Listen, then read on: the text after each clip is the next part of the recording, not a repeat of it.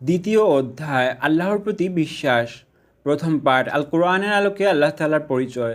আল্লাহ এক, আল্লাহ ছাড়া কোনো ইলাহ নেই, তিনি এক, তার কোনো শরিক নেই।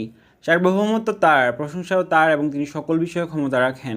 তিনি প্রথম, যার অস্তিত্বের কোনো শুরু নেই, সুতরাং তার প্রারম্ভিকতাও নেই। তিনি শেষ, যার অস্তিত্বের কোনো শেষ নেই, সুতরাং তার শেষ হওয়ার কোনো প্রশ্ন নেই। তিনি এক, তার প্রভুত্ব ও সার্বভৌমত্ব সকল ক্ষেত্রে। তিনি অমুখাপেক্ষী, কাউকে জন্ম দেননি এবং কারো কাছ থেকে জন্ম নেননি। কেউ তার সমকক্ষ নন, কোনো বস্তু তার মতো নয়, সুতরাং জাত ও সিফাতের ক্ষেত্রে তার কোনো সমতুল্য নেই। সকল বস্তুর স্রষ্টা, সামনে পেছন উপর নিচ ডান বাম কোনো দিক তাকে পরিবেষ্টন করতে পারে না। সৃষ্টির ছোট বড় সকল কিছুই তার নিয়ন্ত্রণে, তার অস্তিত্ব অবিনশ্বর। তিনি নিরঙ্কুশ পূর্ণতার অধিকারী। তার অনেক সত্যাগত গুণাবলী রয়েছে, যেমন চিরঞ্জীব, ক্ষমতাবান ও জ্ঞানবান হওয়া, কথা বলা, শ্রবণ করা, দেখা, ইচ্ছা পোষণ করা। তবে এসব গুণাবলী সৃষ্টির গুণাবলীর মতো নয়। তার সিফাতের অন্তর্ভুক্ত হচ্ছে তিনি চিরস্থায়ী, তাকে তন্দ্রা বা নিদ্রা আচ্ছন্ন করে না। আসমান ও জমিনে যা কিছু আছে সব কিছুই তার অনুমতি নিয়েই কেবল কেউ তার কাছে সুপারিশ করতে পারবে।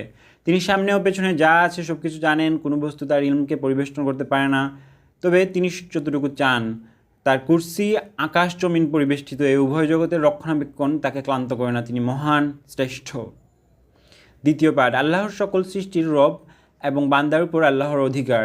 আল্লাহ আমাদের পালনকর্তা এবং সকল কিছুর পালনকর্তা। তিনি সৃষ্টি জগতের সার্বভৌম ক্ষমতার মালিক।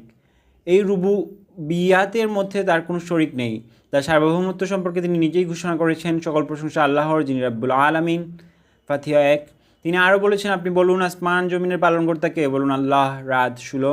এগুলো একতার অকাট্য প্রমাণ করে যে আল্লাহই একমাত্র প্রভু, তিনি ছাড়া প্রকৃতপক্ষে অন্য কোনো পালনকর্তা নেই, সুতরাং তিনি ব্যতীত কারো ইবাদত করা বৈধ নয়।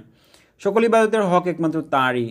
হযরত মুআজ রাদিয়াল্লাহু তাআলা আনহু থেকে বর্ণিত, রাসূলুল্লাহ সাল্লাল্লাহু আলাইহি ওয়াসাল্লাম ইরশাদ করেন, হে মুআজ, বান্দার উপর আল্লাহর হক এবং আল্লাহর উপর বান্দার হক কী তা তুমি কি জানো? আমি বললাম, আল্লাহ তার রাসূল সাল্লাল্লাহু আলাইহি ওয়াসাল্লাম ভালো জানেন। তিনি বললেন, আল্লাহর হক বান্দার উপর এই যে বান্দা তার ইবাদত করবে, তার সাথে কোনো কিছু শরিক করবে না।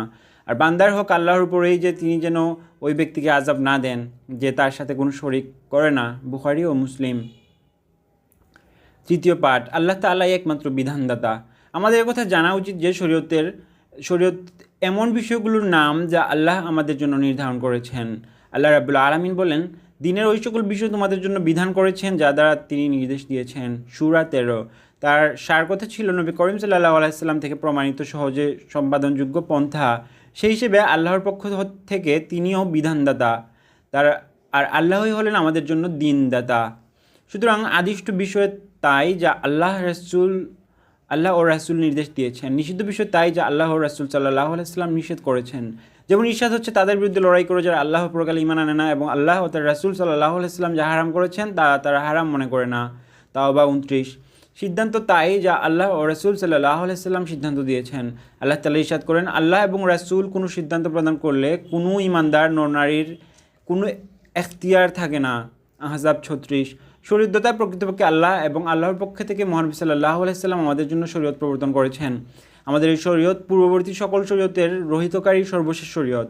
এই শরীয়ত কোনো শরীয়ত দ্বারা রহিত হবে না, কারণ এই শরীয়তের কিতাবের পরে কোনো কিতাব এবং এই শরীয়তের নবীর পরে কোনো নবী আসবেন না। এমনটি বলার সুযোগ নেই যে এটা পুরাতন শরীয়ত বা নতুন যুগের জন্য অনুপযোগী, কেননা এটি এমন কালোত্তীর্ণ শরীয়ত যা সকল যুগের, সকল স্থানের, সকল সম্প্রদায়ের জন্য সমানভাবে প্রযোজ্য। নবী করিম সাল্লাল্লাহু আলাইহি সাল্লাম ইরশাদ করেছেন, আমি তোমাদেরকে আলোক উজ্জ্বল দিনের উপর রেখে যাচ্ছি যার রাত দিন সমান। সুনান ইবনে মাজাহ। চতুর্থ পাঠ ওসিলা অর্থ যার দ্বারা অন্যের নৈকট্য লাভ করা যায়। পারিভাষিক অর্থে কোনো বস্তুর কাছে আসক্তির সাথে পৌঁছে যাওয়া। আল্লামা জুরজানি রাহিমাহুল্লাহর মতে উদ্দেশ্য হাসিলের জন্য বৈধ সকল মাধ্যমকে ওসিলা বলে। নেক আমলের মাধ্যমে নবী অলিগণের জীবদ্দশায় ওসিলা করা বৈধ।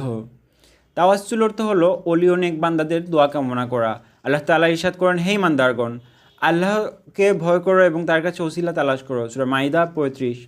আনাস রাদিয়াল্লাহু তাআলা আনহু থেকে বর্ণিত, উমর ইবনুল খাত্তাব রাদিয়াল্লাহু তাআলা আনহু অনাবৃষ্টি চলাকালে আব্বাস বিন আব্দুল মুত্তালিব রাদিয়াল্লাহু আনহুর ওসিলায় বৃষ্টির জন্য দোয়া করেন। তিনি বলতেন, হে আল্লাহ, আমরা প্রিয় নবী সাল্লাল্লাহু আলাইহি সাল্লামের ওসিলায় দোয়া করলে আপনি আমাদের জন্য বৃষ্টি বর্ষণ করতেন। এখন আমরা আপনার কাছে নবীর চাচার ওসিলায় দোয়া করছি, আপনি আমাদেরকে বৃষ্টি দান করুন। তিনি বলেন, অতঃপর বৃষ্টি বর্ষণ করা হলো। সূরা সহিহ বুখারী 3010। উমর রাদিয়াল্লাহু তাআলার বক্তব্য, আমরা আপনার কাছে আমাদের নবীর চাচার ওসিলা করছি, অতএব আমাদের বৃষ্টি দান করুন। সবচেয়ে বড় দলিল এই যে রাসূলুল্লাহ সাল্লাল্লাহু আলাইহি সাল্লামের মৃত্যুর পর তাকে দিয়ে ওসিলা করা যাবে না। যদি রাসূলুল্লাহ সাল্লাল্লাহু আলাইহি সাল্লামকে দিয়ে ওসিলা করা বৈধ হতো তাহলে উমর রাদিয়াল্লাহু তাআলা তার চাচা আব্বাসকে নিয়ে আসতেন না, এবং তিনি বলতেন আমরা আপনার কাছে নবীর জীবিত অবস্থায় আমাদের নবীকে ওসিলা করতাম, আপনি বৃষ্টি বর্ষণ করতেন, তার মৃত্যুর পরেও আপনার কাছে তাকে ওসিলা বানাচ্ছি, অতএব আমাদেরকে বৃষ্টি দিন। দুটো ঘটনাতেই ওসিলা হলো তাদের মাধ্যম বৃষ্টির জন্য দোয়া করা। ইমানের মাধ্যমে ওসিলা করা শুধু জায়েজই নয় বরং কাঙ্ক্ষিত।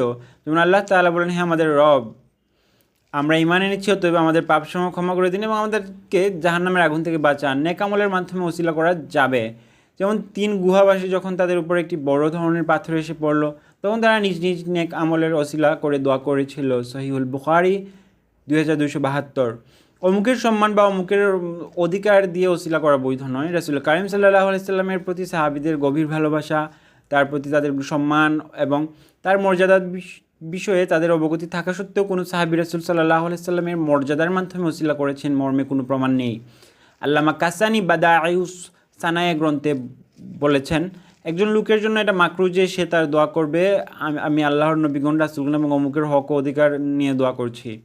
এ বক্তব্যটি উদ্ধৃত হয়েছে তাবঈনুল হাকায়েক শরহু কানজিদ দাকায়েক, ইনায়াক শরহুল হিদায়া, ফাতহুল কাদির লি ইবনুল হুমাম। তাদের প্রত্যেকের বক্তব্য হলো নবী ও ওলিদের মর্যাদা এবং আল বাইতুল হারাম ও মাশআরুল হারামের মর্যাদার উসিলা করে দোয়া করা মাকরুহ তাহরিমি। পঞ্চম পাঠ, ইসলামে মান্যতের বিধান। শরীয়তসম্মত শব্দ দ্বারা কোনো পুণ্যের কাজ নিজের উপর অপরিহার্য করে নেওয়াকে মান্যত বলে, যা শরীয়তের মূলে অপরিহার্য নয়। যেমন কেউ বলল, আমি পরীক্ষায় পাশ করলে একটি বকরি জবাই করার জন্য আল্লাহর ওয়াস্তে মান্যত করলাম। মানত এমন একটি ইবাদত যা ইসলামের পূর্বেও ছিল। যেমন মরিয়ম আলাইহিস সালামের ব্যাপারে তার আম্মাজান মান্যত করেছেন, আল্লাহ আমার গর্ভে যা আছে তা আপনার জন্য মুক্ত করে দেওয়ার আমি মান্যত করলাম। আলে ইমরান 35। আল্লাহর নাফরমানির বিষয়ে মান্যত করা না হলে সকল মান্যত পূর্ণ করার নির্দেশ আছে। প্রিয় নবী সাল্লাল্লাহু আলাইহি সাল্লাম ইরশাদ করেন, যে আল্লাহর আনুগত্যের জন্য মান্যত করে সেজন্য আনুগত্য করে, আর যে আল্লাহর নাফরমানি করার ক্ষেত্রে মান্যত করে সেজন্য আল্লাহর নাফরমানি করা থেকে বিরত থাকে। বুখারী 6239। মান্যত এমন একটি বিষয় ইসলামে যাকে নিরুৎসাহিত করা হয়েছে। রাসূলুল্লাহ সাল্লাল্লাহু আলাইহি সাল্লাম মান্যত করেননি, এ বিষয়ে কাউকে আদেশ করেননি বরং নিষেধ করেছেন। তিনি বলেছেন, তোমরা মান্যত করবে না, কারণ মান্যত তাকদীরের কোনো পরিবর্তন আনে না, বরং এর মাধ্যমে কৃপণের কিছু সম্পদ বের হয়ে যায়। সহিহ বুখারী 6694। তবে কেউ যদি মান্যত করে তাহলে তা পূর্ণ করতে হবে। আল্লাহ তাআলা ইরশাদ করেন, তারা যেন তাদের মান্যতসমূহ পূর্ণ করে। সূরা হজ 29। মান্যতের গুরুত্বপূর্ণ শর্ত হলো তা হতে হবে বৈধ বিষয় এবং ইবাদতের মাধ্যমে, যেমন সালাত, সিয়াম, সাদাকা, উমরা ইত্যাদি। পাপের কাজে মান্যত বৈধ নয়, অনুরূপ পাপ কাজের মাধ্যমে মান্যত বৈধ নয়। যেমন আমি যদি জুয়ায় জিতি তাহলে 1 বোতল মদ পান করব।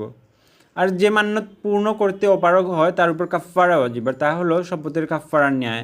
রাসূল সাল্লাল্লাহু আলাইহি ওয়াসাল্লাম বলেছেন, মান্যতের কাফফারা হলো শপথের কাফফারা। সহিহ মুসলিম 1645।